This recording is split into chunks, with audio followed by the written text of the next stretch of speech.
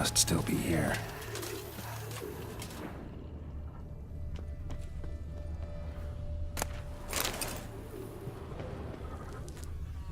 Throat torn open by man-like jaws. Man-like, except for long fangs. Busted ribs, blood from the ears. Took a solid hit. Massacred by a vampire. Not an Ekimara, though, or a Fletter. Bruxa, gotta be. Killed with a single blow.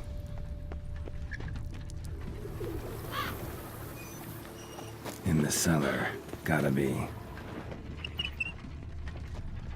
Claw wounds from 5 separate claws, spread of a small human hand.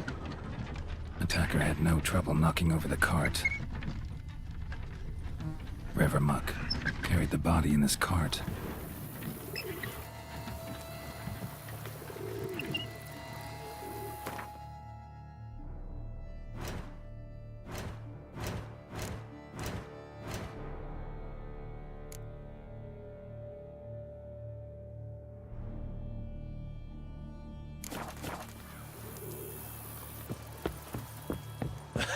Footprints.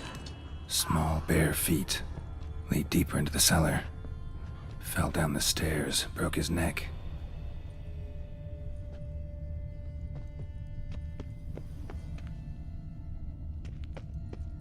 Hurled against the wall with great force.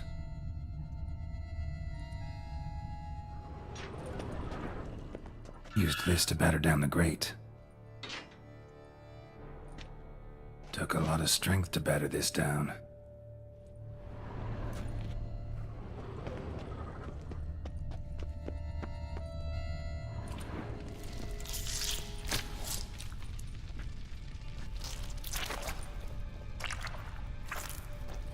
You. Saw you at the inn. I know what you are. Don't know why you killed these people, though. Clearly wasn't for their blood.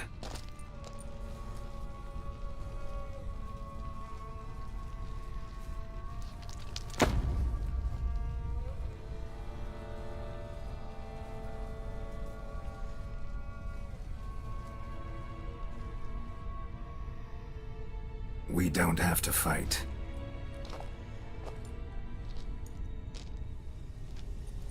You are wrong.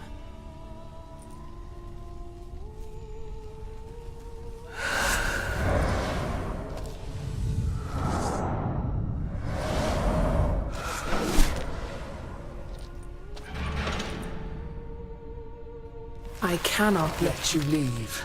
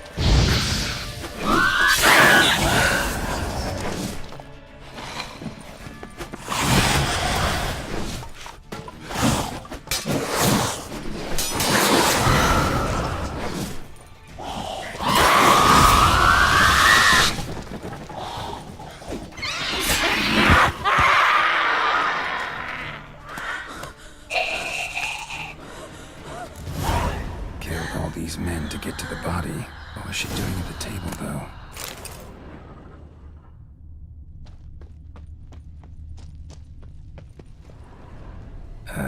Stinks. Waterlogged. Both hands amputated. Body was quartered just as I thought.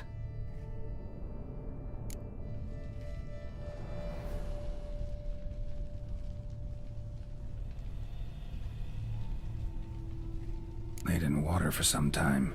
Head swollen, and something took a few bites out of it. Something in the throat. A pouch, bulging with coins.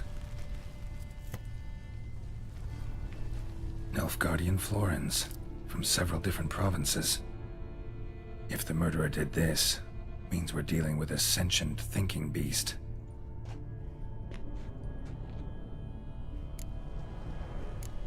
Body was chopped up after death.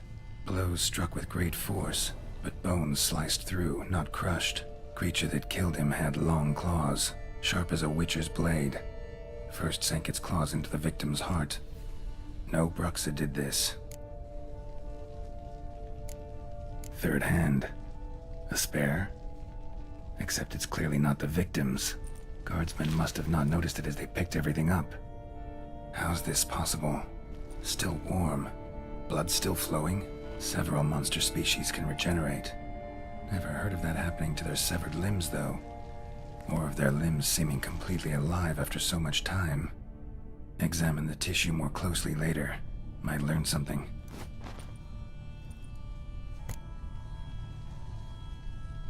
So, murderer was clearly a monster, but not a Bruxa.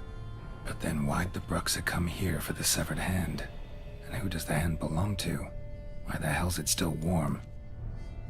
Now, pouch shoved down the victim's throat. What's the significance? And why was he chopped up into pieces? Lots of questions, no answers so far. Need to know about the other victims. I'll ask Palmerin to get me in to see the Duchess.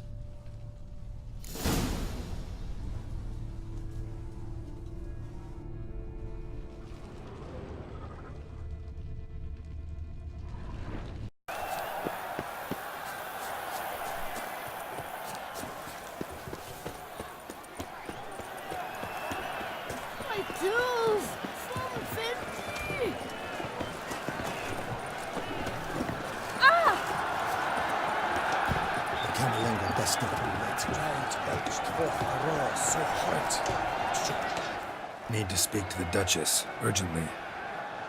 All right, you scamps. Story's done.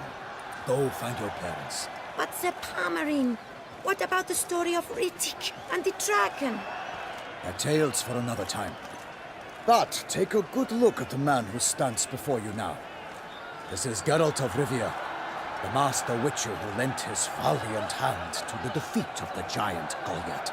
Master Witcher, is it true virtue always trumps villainy?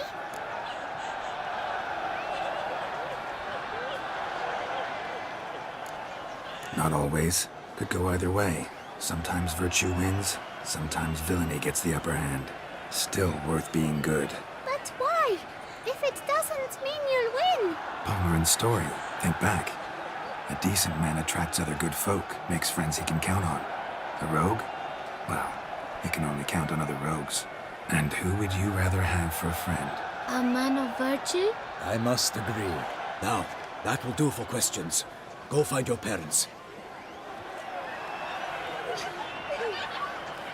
Her Enlightened Highness has doubtless arrived at the tourney grounds to watch the battle in the arena. If we hurry, we'll be in time to speak with her before the spectacle begins. Lead the way.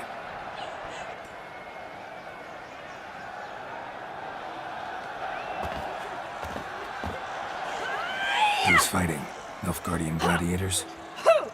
Close, but not quite. As you will soon see. Someone's gonna fight a Shaelmaar?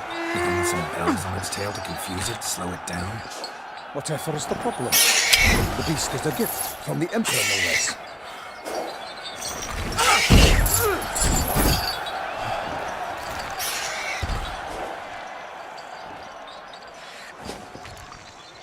torment the beast? Or would you like to be dumped in an arena, blindfolded with a string of bells dangling from your ass? Pity a monster. You, a witcher? I slay monsters who are a threat to humans. You're out to humiliate one to entertain a crowd. No knight will gain any glory from this. Who's going to fight the beast? Guillaume, the young man you met. Yeah.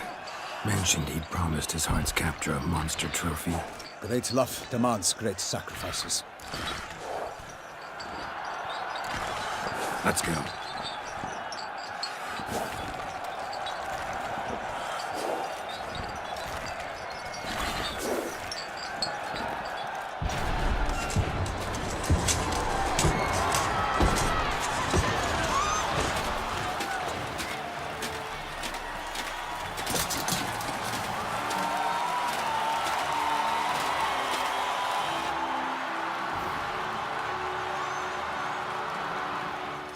I dedicate my imminent victory to fair Lady Vivian.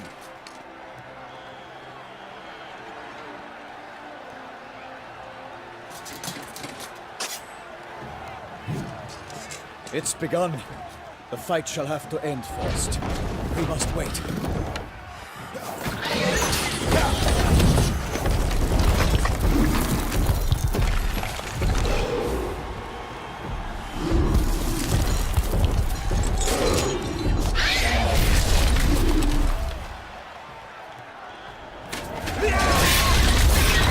Got a bad feeling about this.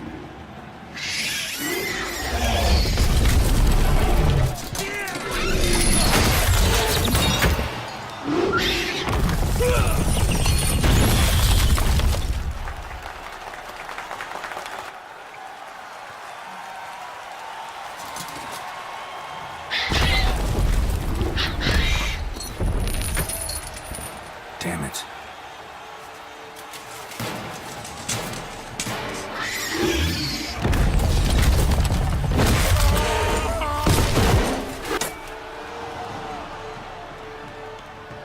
We have to help him.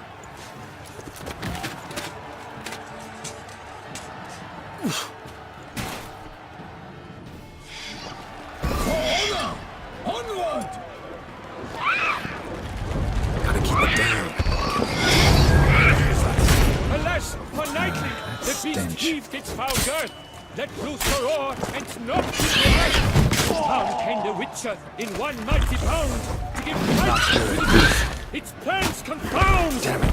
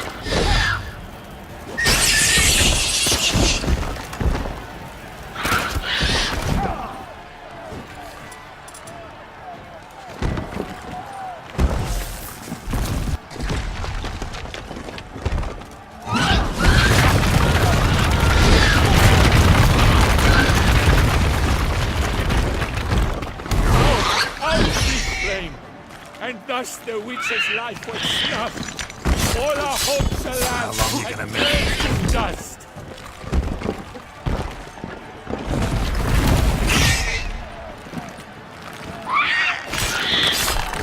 The fate of the beast has been weighed by the gods.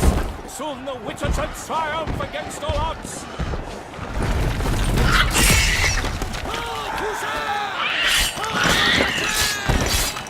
Witcher waited till the time was true, then twirled, danced, and spun, struck the monster right through.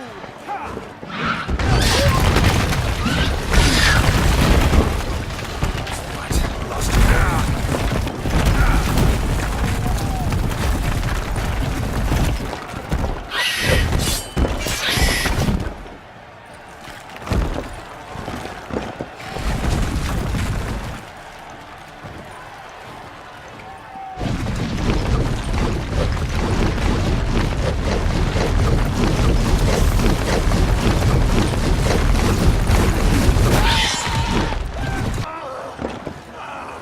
long you gonna make me?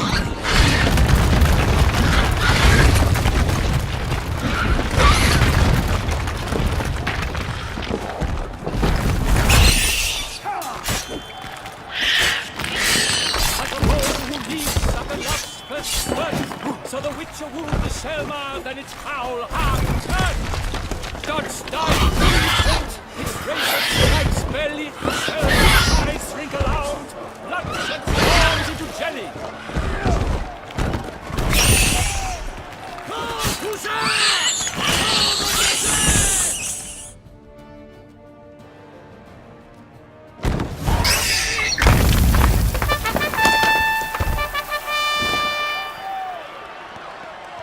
The Selma lies defeated by Geralt of Rivia, master of the witchering trade. Behold, as the last gasps of life seep from the beast.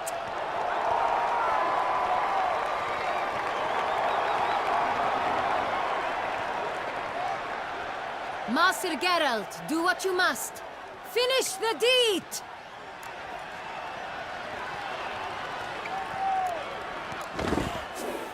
Monster's no threat. No need to kill it. A victor may always show mercy. It is his right. Long live Geralt the Merciful!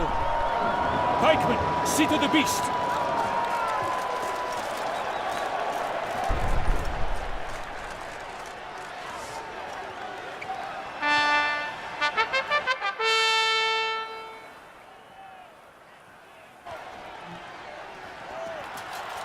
Guillaume, The lad came damned close to dying. I'm fine. Not hurt at all. Vivian? Smile as befits a hero and keep silent. Speech clearly pains you. She approaches.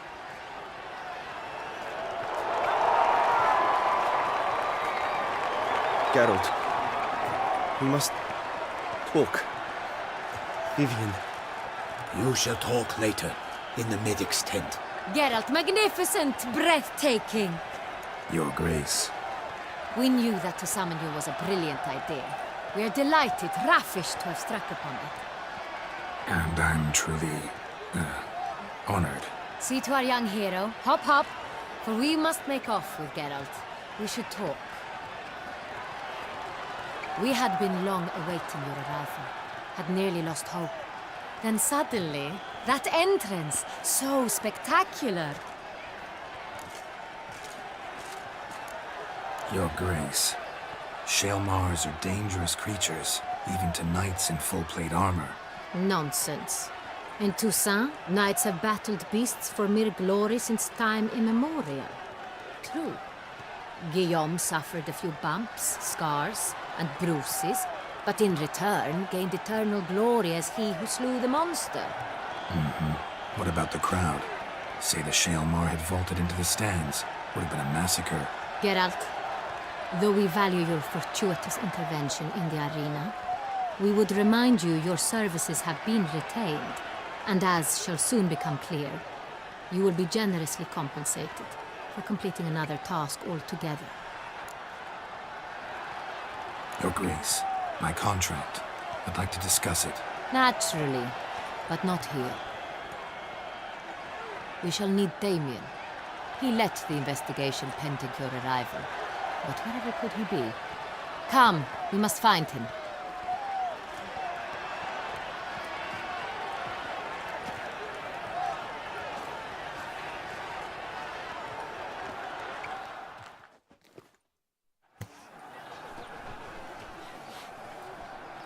Tell us, have you come alone? Or did Viscount Julian accompany you? Wish to see Dandelion, Your Grace? Yes. I mean, no. Yes. But solely to tell him we regret. Yes, deeply regret rescinding the death sentence we so justly handed down upon him. If we could turn back time, we would make certain he sat in a tower till he rotted. No, we would ensure he was broken on the wheel, then drawn, hanged, and quartered.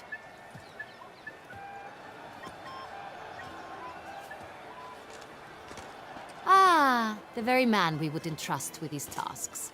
Damien de la Tour, captain of my personal guard. Your Grace. Witcher.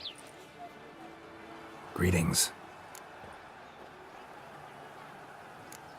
Sorry to have to tell you, but the guardsman handling the last victim's body... I know already. The creature in the cellar of CORVO BIANCO. Was it the beast? No. A bruxa, a kind of vampire. Not the beast, but tied to it in some way. You know this how? Through careful analysis of the evidence, both on the riverbank and at CORVO BIANCO. Do you mean to insinuate the investigation thus far has been sloppy? Geralt insinuates nothing of the sort. We must listen to him attentively. I examined the body of the beast's last victim. Might have found something, need to analyze it. A quiet place, that's what I could use most right now. And maybe the help of an alchemist or a mage. Also like to hear all you know about the previous victims. Take it Sir de la Tour is my man for that. Firstly, call me Damien, please. Secondly, you should know I spoke against summoning you here. I've heard much about you. You bring trouble, or thus far have, always. And we've enough trouble as it is. Yet we are capable of defeating the beast on our own, without an outsider's help. I've no doubt about it. Damien, we settled the matter of the Witcher's employ some time past. Definitively. Since you have broached it nonetheless, let us discuss Geralt's pay. Are the legends true? Do Witchers usually demand that which you find at home, yet did not expect? Not quite, Your Grace. Law of surprise, it's something we invoke at times, but rarely. Usually we just take gold. Disappointing. This law sounds rather romantic. On the other hand, on returning to the palace, we would likely find impatient petitioners or a set of sample fabrics for a new dress. Poor rewards, both. I fear you'd not have much use for any of the surprises we are likely to come upon. Thus, we've decided you shall receive the deed to a vineyard, CORVO BIANCO, and a sum of coin. You will doubtless consider this adequate. Title to the vineyard shall be given to you at once. Surely you'll need lodgings while you hunt. The coin, however, will be yours only once you have slain the beast. Lovely, generous gesture, Your Grace. But, CORVO BIANCO, isn't it the Duchy's temporary morgue? Is it now? The Chancellery's bungled things again, we fear. Not to be left unsupervised for one instant. Yet, in its mood, a morgue should present minimal problems to a Witcher. What's more, nothing enhances a wine's reputation better than a grim legend. Thank you, Your Grace. I accept the contract, of course. But as I said before, I'll need some information. How'd it start? Who was the first victim? Crespi was the first to die. He was famed once for his many glorious tournament victories. Then he grew old, hung up his sword, and took to winemaking. Crespi was not loved by the wine merchants. He was ruthless in business and thought to cheat many a time. He asked us for a dispensation from all court ceremonies. We did not grant it. We could not. Once you've taken the oath of a knight, you remain a knight till death. How'd he die? Where'd they find the body? Quite unusual, the circumstance. He was at a feast when suddenly one of his fellow feastgoers noticed he was missing. The town watch found him an hour later. On his hands and knees, propped against the town pillory, his sword hanging from his neck. He had died of wounds inflicted with claws, not a weapon. Blows of great force. So he died suddenly, but the body was on its knees, meaning someone posed it. So it seems. Second murder. Tell me what you know. In the city there are certain nooks. No one reasonable ventures there after dark. Ramon Dulac's corpse was found in one such place. With the first murder, terror gripped the city. Its inhabitants grew wary, kept to safe areas.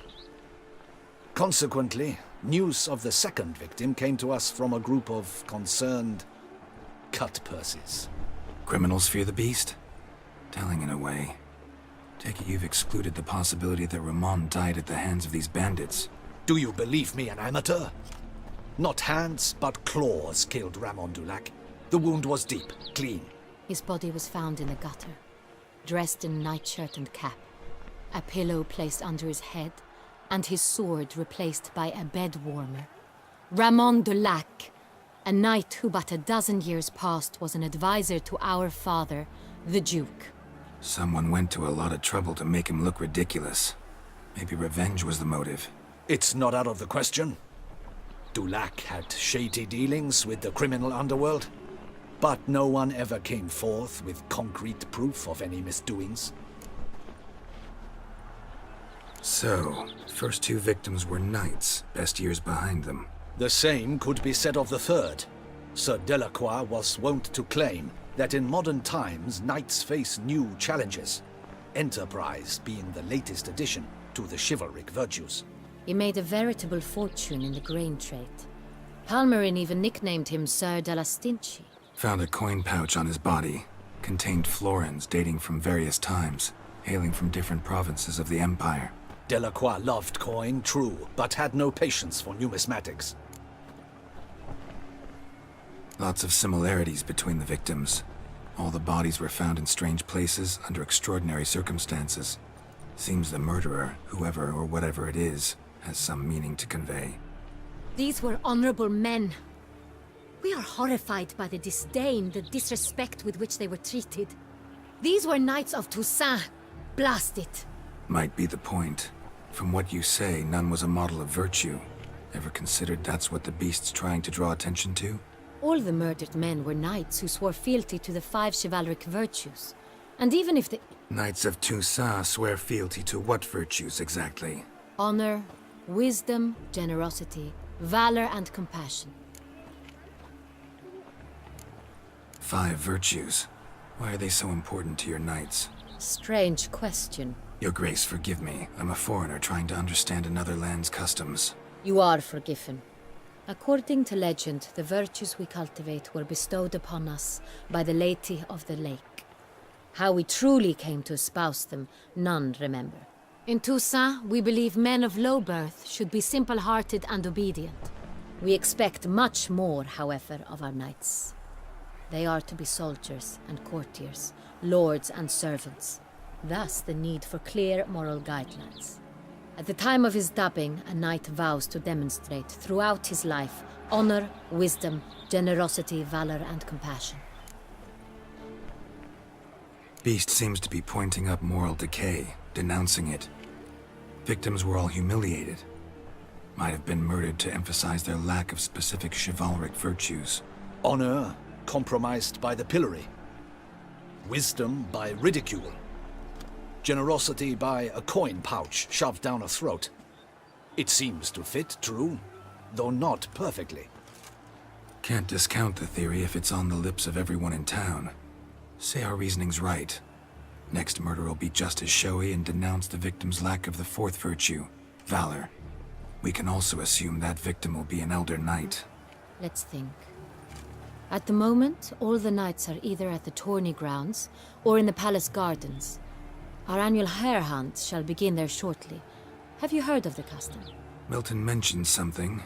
Seemed excited to prance around in a bunny costume. Not sure why. Hang on. Strange circumstances. A knight advanced in years.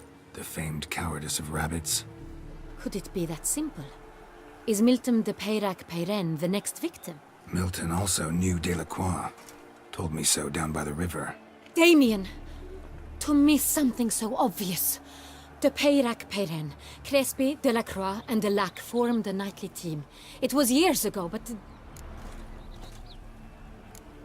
They were a team? They were close friends, tightly knit, and as such earned the trust of our father, the Duke. We often witnessed him turn to them with delicate matters. Later, their paths diverged. Unlikely to be a coincidence. Beast must know it too. It's a lead, I'm sure. Your Grace, we need to find Milton, immediately. Rather problematic. You see, the garden entertainments are due to start, and he's disguised as the hare. hiding somewhere, waiting for some tipsy courtiers to find him. The hare's hiding place is a carefully guarded secret. We must call off the game, at once. First and foremost, we must remain calm. Damien, order the gardens searched immediately, but discreetly. By no means can we disrupt the festivities.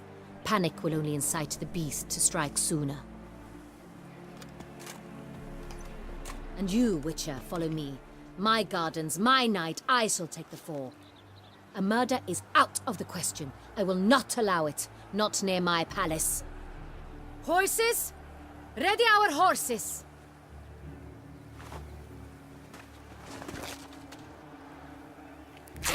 Your Grace!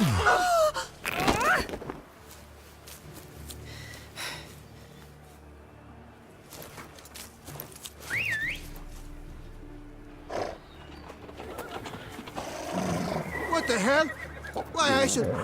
Your Highness, Mind it doesn't get wrinkled. Onward!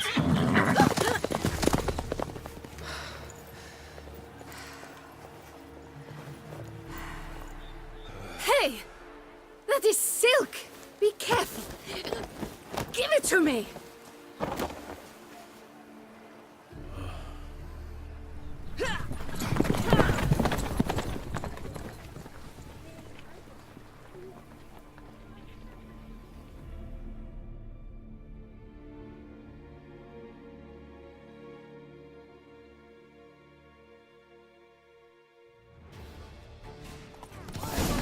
Your Grace seems right at home in the saddle.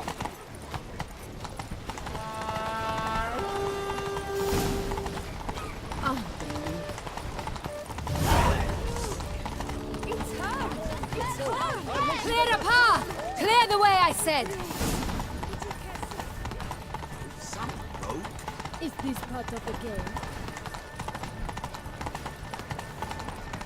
They say a great deal about me. It's here! Just round the corner! Hurry!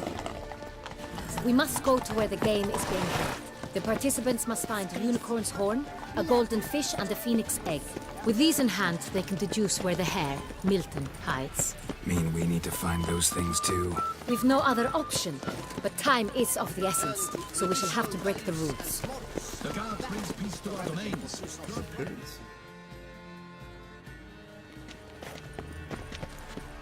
On second thought, through here.